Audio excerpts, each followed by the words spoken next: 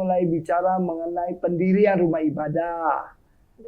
Izin mendirikan rumah ibadah, lalu juga pendaftaran rumah ibadah, melalui, kalau di agama Buddha kan kita kenal melalui Shiori Buddhis. Baru-baru ini kan viral mengenai cetia permata di hati. Cengkareng.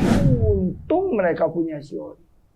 Iya, jadi buat bukti ya Pak ya bahwa wihara tersebut atau cetia tersebut sudah mendapatkan izin. Audio Jungle.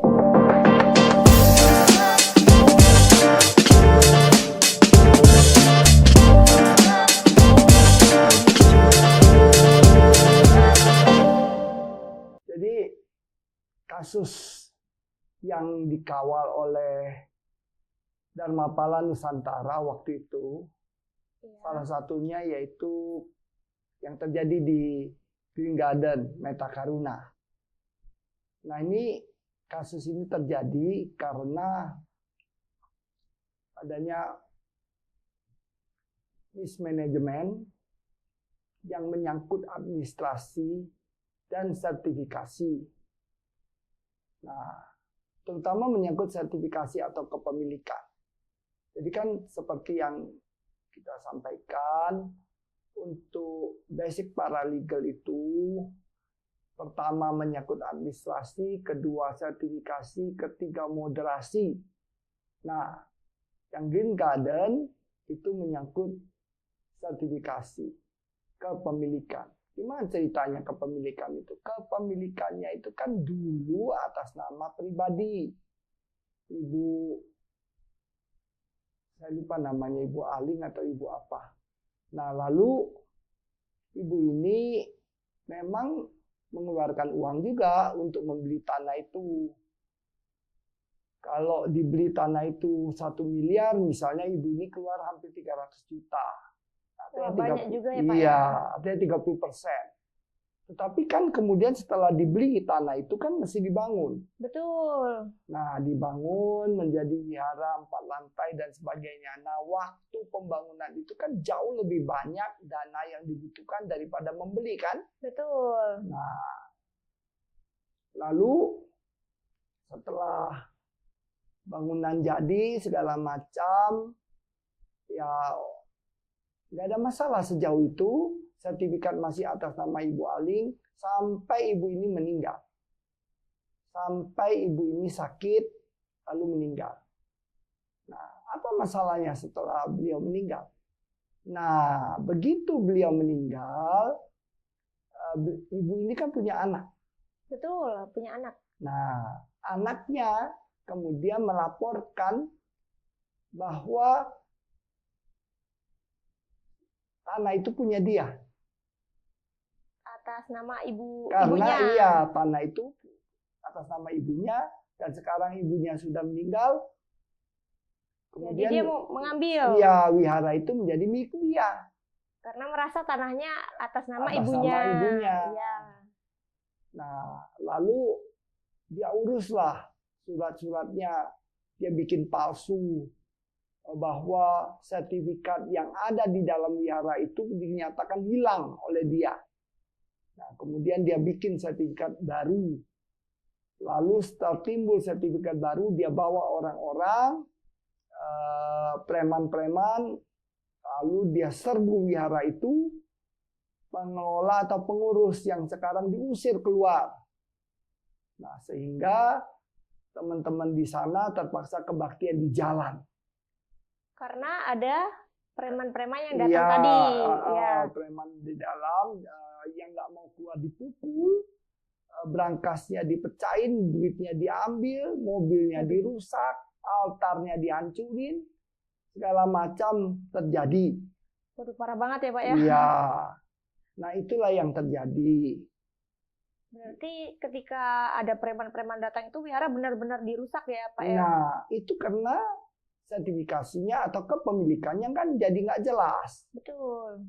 Nah, karena itu hal ini harus menjadi perhatian kita, umat Buddha, dan terutama pengelola rumah ibadah agama Buddha. Karena jangan dipikir kejahatan tidak bisa terjadi di wihara atau di rumah-rumah ibadah, bisa saja di mana saja terjadi. Nah, karena itu kami Dharmapala bersama dengan LBH nantinya mau mengadakan semacam pelatihan, semacam kursus, semacam pendidikan paralegal ke pengelola rumah ibadah dulu ya, awal-awalnya pengelola rumah ibadah dulu bersama-sama dengan yang dari Kementerian Agama, yaitu para penyuluh agama Buddha. Nah, baik PNS maupun non-PNS, sehingga mereka mengerti ini. Jadi rumah-rumah ibadah itu harus ditanya, sertifikatnya bagaimana Bu? Ini sudah nama yayasan belum? Nah, macam-macam itu. Jadi kasus di wihara Greenfield ya? Ya, Green Garden. Green, bukan, oh iya, ya, Green Garden. Ini memang kasus yang sudah dikawal oleh Dharmapala Nusantara sejak tahun berapa Pak? Kalau tahunnya sepertinya tahun kemarin ya. Iya, tahun kemarin sampai saat ini. Sampai saat ini. Ya. Di persidangan terus kita juga turut hadir untuk mensupport wihara Green Garden untuk mendapatkan keadilan seperti itu. Nah, karena memang sertifikatnya atas nama pribadi ya Pak ya. Jadi anaknya berusaha mengklaim bahwa itu adalah tanah milik keluarganya, bukan milik wihara. Betul. Nah, jadi ketika rumah ibadah belum atas nama yayasan, itu bisa bermasalah begitu ya Pak ya? Betul. Ya. Jadi harus didaftarkan juga ya Pak ya? Nah, pendaftaran itu kan menyangkut administrasi ya. Betul. Jadi ada dua hal yang diperhatikan pada administrasi, yaitu ada siori agama Buddha namanya. Pendaftaran online. Nah, kalau nggak bisa melakukan pendaftaran online itu, hubungi penyelenggara agama Buddha. Jadi penyelenggara itu sementara ada 3. Kalau nggak salah ada 3. Jakarta Barat Pak Jasman, ada di Jakarta Utara, ada di Jakarta Selatan. Jakarta Selatan itu kalau nggak salah siapa itu? Saya lupa lagi. Ada di Jakarta Timur. Nah, kalau masih nggak bisa, ya hubungin DN aja. Nanti DN bantu. Gampang ya Pak ya, tinggal kontak DN aja, cari aja Instagramnya Dharmapala. Nah, dan itu kan kita perlu foto. Betul. Nah, foto tampak muka, tampak samping, kiri kanan, di foto, ya itu jelas kalau tampak muka ya langsung ke altarnya kan. Iya. Nah, lalu siapa penanggung jawabnya? Ketua, sekretaris, bendahara. Susunan pengurus wiharanya ya disebutkan dan foto kopi KTP kalau nggak salah Pak ya. Lalu ini dokumen yang ada. Ya, dokumen. Dokumen yang ada. Nah, itu mengenai pendaftaran siori. Nah, jangan dikira pendaftaran ini sederhana, banyak fungsinya. Salah satu kita Dharmapala bisa membantu Green Garden Metta Karuna ini karena ada pendaftaran. Nah, karena ada pendaftaran, wihara ini minta bantuan dari Kemenak melalui Dirjen Bimas Buddha, pembimasnya waktu itu di Jakarta Pak Swanto menyerahkan kasus ini ke kita untuk dibantu. Nah, kalau dia nggak ada pendaftaran, nggak ada yang tahu kan? Betul, tidak ada yang tahu. Justru karena ada pendaftaran, maka bisa dibantu. Ya, karena dokumennya jelas, jadi kita juga membantunya enak. Begitu ya, walaupun sertifikatnya masih nama pribadi kan? Betul. Kita daftar. Lalu yang pendaftaran administrasi menyangkut apa lagi? Selain pendaftaran, juga menyangkut IMB. Izin mendirikan bangunan. Kalau sudah ada IMB gimana? Ya disesuaikan dengan yang sekarang. Misalnya IMB-nya rumah pribadi atau ruko atau apa, itu kita ganti disesuaikan menjadi IMB penyesuaian rumah ibadah. Nah, begitu. Ya. Tapi minimal kita punya dulu pendaftaran inilah. Ya, yang paling sederhana pendaftaran. Pendaftaran ke siori ya, yang paling sederhananya karena bisa dilakukan di rumah di mana saja bisa dilakukan asal Mm-mm. ada dokumennya lengkap ya Pak Sugi. Iya. Jadi tidak perlu repot-repot lagi ke kantor agama ya. Kalau nggak bisa ya telepon. Ya, tinggal telepon hubungi Dharma Pala Nusantara, kami siap membantu. Iya. Mantap sekali nih Pak Sugi ya. Iya. Ya, nah kita lanjut lagi ke pertanyaan selanjutnya. Jadi kan tadi menyambung masalah wihara Cetia Permata di Hati nih kemarin. Itu kan berarti ada konflik antara umat wihara dengan warga sekitar tuh. Jadi bagaimana cara menyelesaikan konflik tersebut Pak? Terkait perizinan mungkin karena dianggap mengganggu, otomatis kan sebelum mendirikan rumah ibadah di situ sudah meminta izin terlebih dahulu kepada warga sekitar. Betul ya Pak ya? Begini, jadi kita ini harus menyadari kita berada di lingkungan yang sifatnya plural, macam-macam kan? Betul. Nah, agamanya pun macam-macam.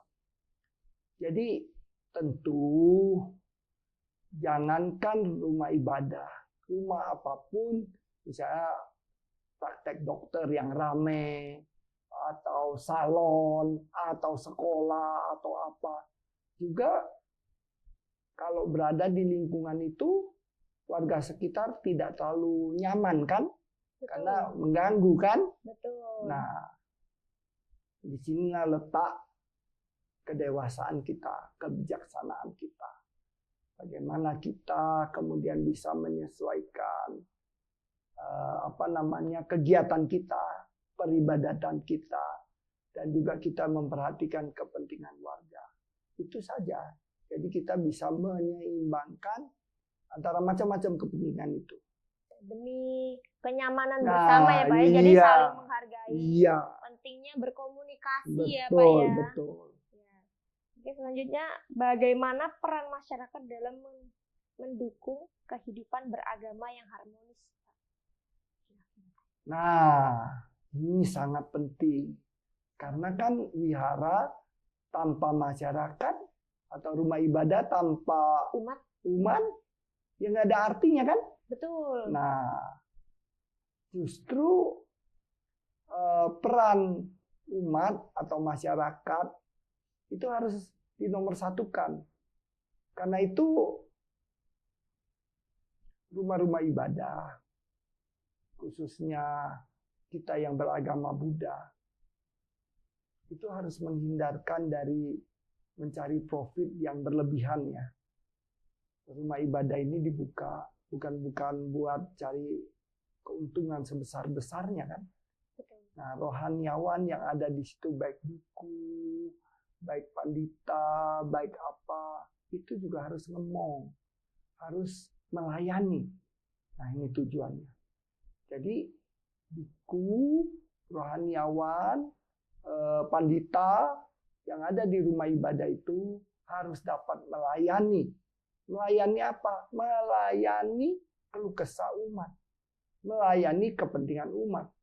Apakah cuman suka dan duka? Orang kawin diberkati, orang meninggal kita doain, atau cuma itu aja? Oh enggak. Enggak itu aja. Macam-macam. Nah, kalau rumah ibadah itu siap melayani, siap membantu umat, maka tentu rohaniawannya atau rumah ibadah itu menjadi manfaat untuk warga, untuk umat, untuk masyarakat. Gitu. Kan sekarang terutama ya, kalau kita perhatikan, apa yang masyarakat macam apa yang ada di kita di lingkungan Buddhis.